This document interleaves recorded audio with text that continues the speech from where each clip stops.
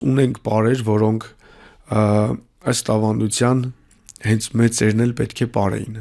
Այսինքն օրինակ Կարինի տարածաշրջանում ունենք Շավալի պարը, իրեն ասում ենք խնամիների պար։ Այս խնամիների պարը պարում էին աղջկա կողմի բարեկամները հարսանեկան խնջույքի ժամանակ հատուկ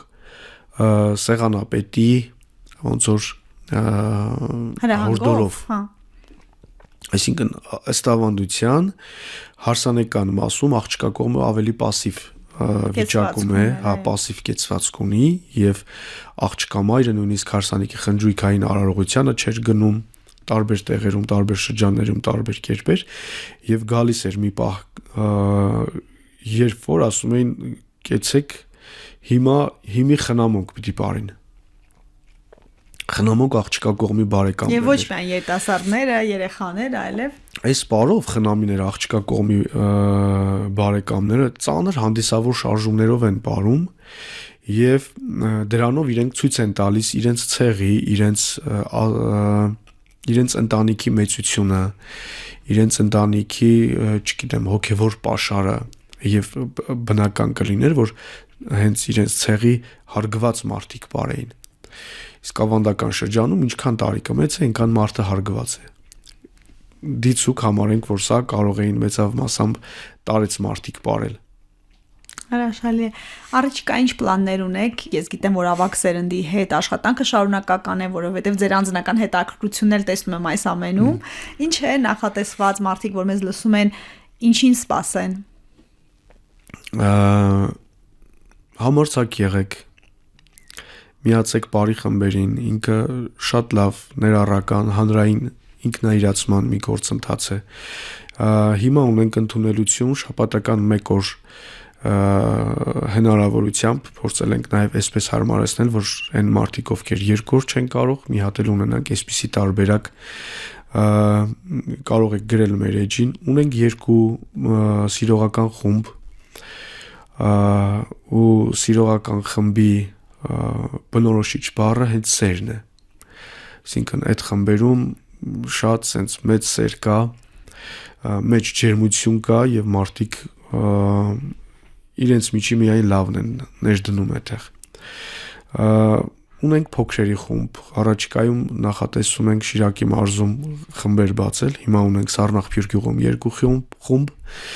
եւ նախատեսում ենք նաեւ այլ տեղերում բացել Աստված հաջողի կկարողանանք երևի թե եթե Աստված հաջողի հաստատ կկարողանանք մեծերը իրենց հետ ինչ ունենան, ինչ է պետք բացի կամքը վճռականությունը չամաչելու այս հանգամանքները տանեցին համոզելն էլ կարևոր է, որովհետև այդ խնդիրն էլ ենք ունենում, էլ ինչ է պետք բարել սկսելու համար ավագ սերնդին։ Դե ինչ ասեմ բոթաս բերեն, փոխնորդ կոշիկ բերեն, ուժ բան պետք է ուղակի գալ։ Մնացածը տեխնիկական ինչ-որ հարցեր են, փոխնորդ հագուստ են բերում, կոշիկ են բերում եւ այլն։ Հրաշալի է, հրաշալի։ Լավ հնարավորություն է, թող որ մարդիկ օգտվեն։ Մենք մեր առողջ երկարակեցության ակումբներում, երբ որ առաջարկում ենք, երբեմն կամավորները գալիս են, խնդրում ենք, որ վեր կացեք, բարեք, շատ դժվար են շարժում։ Երբեմն տատիկները ավելի ավագ սերունդ, ավելի մարզային, բացի այն, որ մտքում իրենց թույլ չեն տալիս բարել, դե ոնց կանգնենք, դե ոնց շարժվենք, շատ կարևոր է, որպեսզի քարոզենք մենք, դուք աշխատեք տեղում, որպեսզի մարդիկ բարեն մինչև վերջ, որովհետև տեսնում ենք եվրոպական երկրներում աշխարհում բարում է մինչև վերջ։ Ազգային պար, ավանդական պար ինքը ժառանգություն չի, ինքը կենթանի ապրող մշակույթ է հիմա։ Դուք ասացիք, որ ազգային պարը էլ ավելի կարևոր է, որովհետև ինչպես խոսեցինք, ազգային ինքնության տեսակետից արմատներին գնալու ավելի ուժ տալիս։ Այո, տեսեք, ազգային պարը մեր ինքնության շատ կարևոր բաղադրիչներից մեկն է, եւ երևի թե ամենաշարժումն է բնականաբար, այսինքն մեր ինքնությունը պատկերացրեք մի միջուկ ունի, որից բխում են մեր բոլոր ստեղծագործական աշխատանքները, մեր ճարտարապետությունը, երաժշտությունը, նկարչությունը եւ ամեն ինչ, այդ թվում նաեւ պարը։ Պարի միջոցով ինքը ոնց որ տիեզերական շարժում լինի ամբողջական, ու մենք կարողանում ենք մեր կռվից առաջ պարել, մենք կարողանում ենք սգո ժամանակ պարել, մենք կարողանում ենք աշխատանքի ընթացքում հանգստյան միջոցներին պարել եւ ինքը մեր ինքնությունն է։ Սրանք գործոններ են, որոնք ազդում են մարդու տեսակի, ճաշակի ձևավորման եւ զարգացման վրա եւ իրենք ամենահոգեհարազատն են մեզ։ Սա ամենաշատն է արտահայտում մեր հոգեկերտվածքը։ Եթե մենք պետք է մեր երեխաներին բարերի տանք, ուրեմն պետք է իրենք ազգային բարերի գնան։ Մենք պետք է իմանանք ուղղակի դա։ Գոնե սկսենք, առնվազն սկսենք կամ զուգահեռ լինի ազգային բարը։ Շնորհակալ եմ, որ ժամանակ հատկացրեցիք, որ ազգայինի եւ ավակ սերնդի այս ամենից խոսեցինք ու կարեւորեցինք, թե որքանով է ավակ սերունդը կարծես պահապան լինի այս ամենի, պիտի դիրապետի, որ պահապան լինի ու փոխանցողը։ Այո, շատ ճիշտ է, երբ որ ավելի հասակավոր, ավելի տարեց մարդիկ են ապրում, ճշմարտության կշիռը ավելի բարձր է լինում։ Այսինքն, երբ որ երիտասարդներն են ապրում ու ասում են, որ սա ճիշտ է, ինքը ունի կամայական ենթադրենք 500 կիլոգրամ արժեք, իսկ երբ որ հասուն տարեց մարդն է ապրում, ինքը ունի երկակի, այո, ավելի ազդեցություն։ Նշանակություն։ Մեզ լսում են մեր ունկնդիրները, մարզերում Երևանում ցանկություն են հայտնելու, ինչ դժվարություն կունենան, եթե գան ու որոշեն սկսել ապրել, ասենք 75-ում։ Ինձ թվում է առաջի դժվարությունը պետք է համարել վճռականության բացակայությունը։ Երբ որ առանց ամաչելու, առանց կաշկանդվելու որոշեն, որ մենք պետք է գնանք սրանով զբաղվենք։ Գիտեք, մարդկանց մի տեսակ կա, երբ որ հասակավոր տարիքում մի տեսակ իրենց կյանքը սկսում են դիտել իրենց զավակների եւ թոռների կյանքի մեջ եւ իրենք իրենց անձնական կյանքը գրեթե չեն վարում եւ սա ես կարծում եմ որ կյանքը հենց ապրելու մեջ է այսինքն հենց եթե տրված է պիտի որակապես ինչ է վերջ դու պետք է քո